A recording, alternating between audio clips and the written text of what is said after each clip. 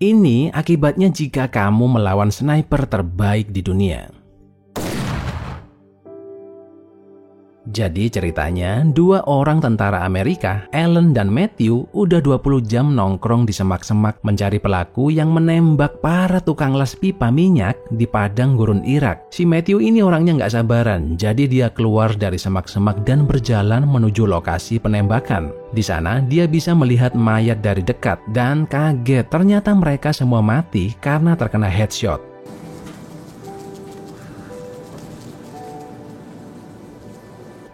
Something's not right. What? They are headshots, man. Dia berusaha mencari kira-kira dari mana arah sniper menembak orang-orang ini. Tapi sniper lawan ternyata masih berada di sekitar sana dan berhasil menembak Matthew. Just check the south. Oh!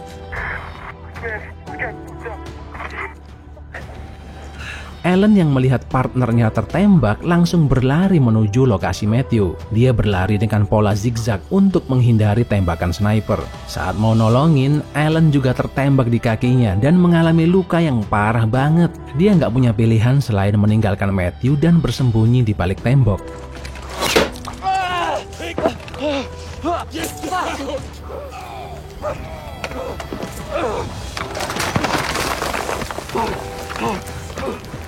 Matthew masih hidup sih, tapi udah sekarat, dan dia meminta Alan untuk menghubungi markas lewat radio khusus yang dibawanya. Tapi radio itu ternyata rusak kena serempet peluru sniper yang menembaknya tadi. Breakers. What the Matthew masih ngeyel dan menyuruh Alan untuk mencari lokasi sniper lawan. Tapi Alan udah nggak kuat karena dia juga mengalami pendarahan di kaki dan pingsan duluan. Tak lama kemudian Alan terbangun dan mendengar ada suara di radionya.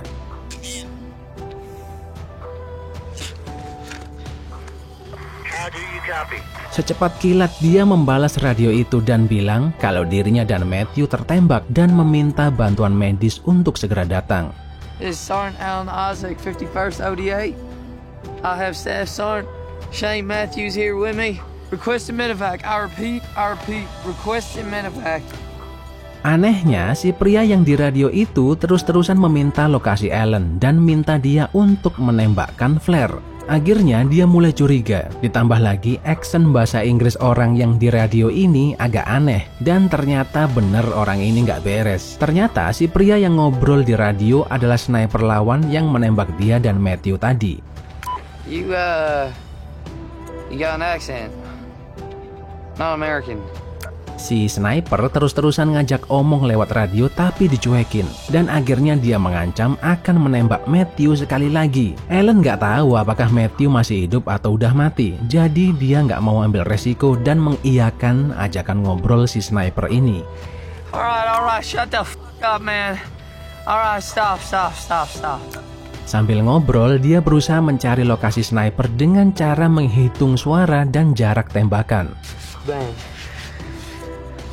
1, 2, 3, 4, 5. Pas sniper ini ngajak ngomong, dia mendengar suara seperti suara seng yang terkena angin. Dia buru-buru mencari dan melihat dari teropongnya, dan akhirnya berhasil menemukan spot sniper misterius itu di reruntuhan bangunan yang jaraknya lumayan jauh dari Alan.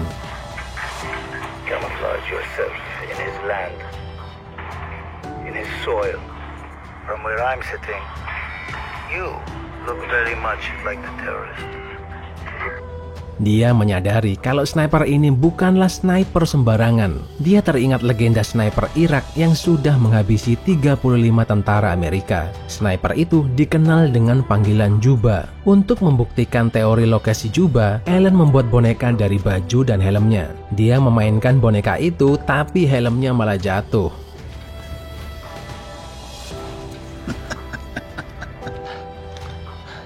Alan melihat ada tas dan sebuah radio di mayat tentara nggak jauh dari lokasinya. Dia nekat dengan tenaga yang dia punya, berlari dan ngambil tas itu. Juba menembaki Alan tapi meleset.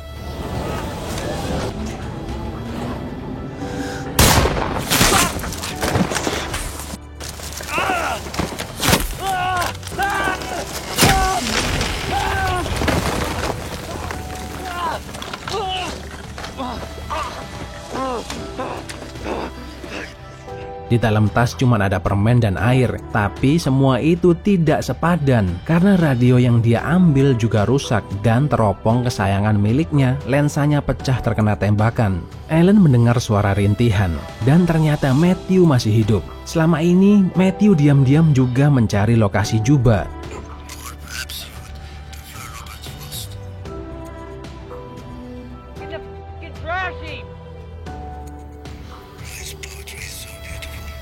Matthew pelan-pelan berusaha ngambil senapan di sampingnya. Dia memanfaatkan debu yang berterbangan supaya nggak ketahuan Juba. Alan berusaha mengambil alih perhatian Juba dengan menembakkan senapannya.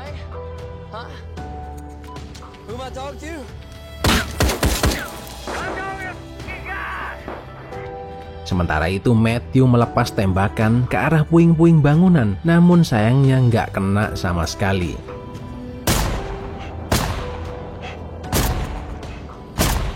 Juba mengenai Matthew di tangan, dan saat dia mau memberi senapannya ke Alan, Juba menghabisi Matthew dengan menembak tepat di kepala.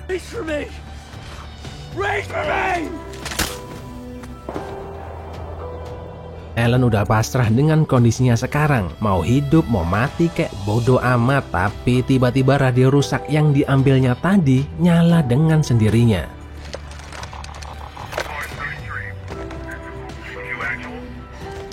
Disinilah Alan baru sadar kalau si Juba ternyata bisa meretas frekuensi radio militer.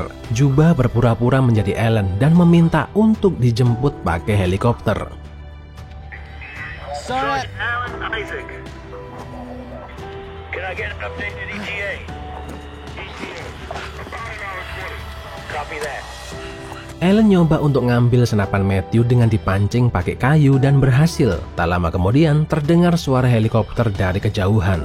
Alan panik dan takut kalau Juba menembak helikopter itu, dan akhirnya dia sengaja merobohkan tembok, mengekspos dirinya supaya si Juba nembakin dia. Strateginya berhasil. Alan berhasil melihat percikan senapan Juba dan dia membalas tembakan itu.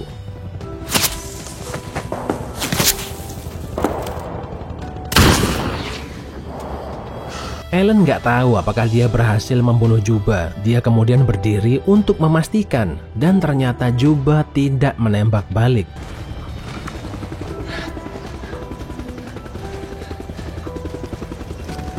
Alan akhirnya dievakuasi dengan helikopter. Tapi setelah helikopter itu melewati puing-puing tempat Juba sembunyi, mereka semua ditembakin sama Juba dan helinya terjatuh. Tidak ada tanda-tanda kehidupan pada heli itu.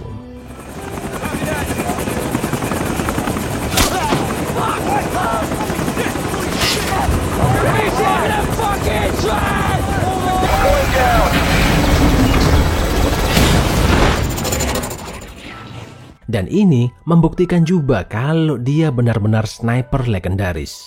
Jangan lupa subscribe dan sampai jumpa di video berikutnya.